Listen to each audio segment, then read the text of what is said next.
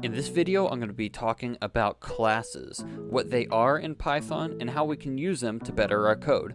So right now, if you want to pause the video and copy some of this code, I am drawing 3 different boxes on the screen using 6 different variables here. And I find that kind of inefficient. Each box takes 2 variables, a Pygame rect variable, which is its position and size, and a color variable.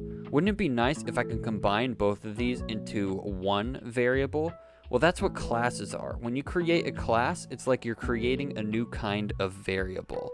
Like an int is a variable, a string is a variable, a bool is a variable. Well, I can create a box variable that has both a Pygame rect and a color. So here's how I do that. I'm going to type class box at the top, followed by a colon.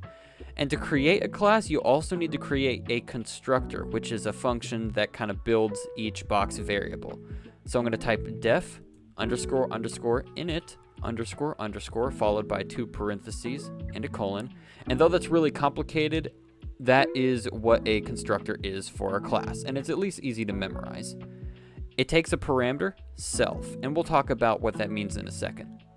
So now each box is going to have a Pygame rect variable and a color variable. So let's create those. Self.color, and you do need self. I'm going to set the color by default to be the RGB color code 25500, which is red.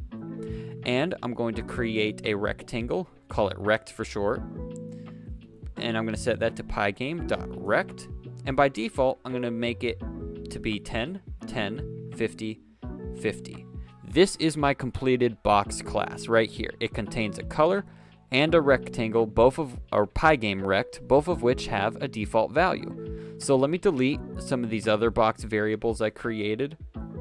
And instead of box 1, color 1, box 2, color 2, I'm just going to create one box variable and set it equal to box. This name has to be the same as this name. And this is more efficient because now I can draw Pygame.draw.rect. I'm going to draw on the window, and I'm going to draw this box here. So I'm going to type box.color because our next argument is the color. Dot color means the color that belongs to this box. So box.color, and then the third argument for our Pygame.draw.rect function is the Pygame rect. So I'm going to type box.rect like that, and it will draw my one box onto the screen. And now I've successfully taken 2 variables and combined it into one single box variable. Now it has a default value of red and a default color a default color of red and a X and Y default positions, but I can always change that. I can type box.color and change it to maybe cyan 0 to 55 to 55.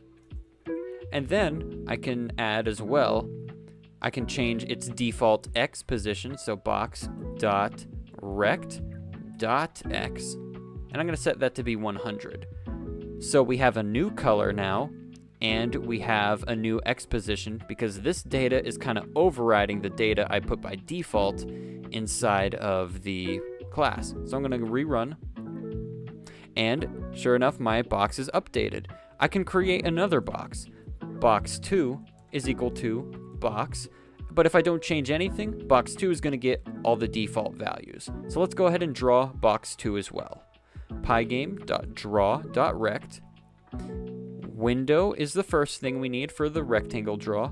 Then we need the color, so box2.color, and then box2.rect. And I'm going to run this.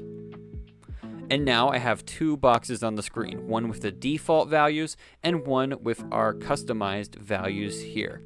And now you can see why classes are so important in our code. Classes are really useful in taking our similar variables and combining it under one object.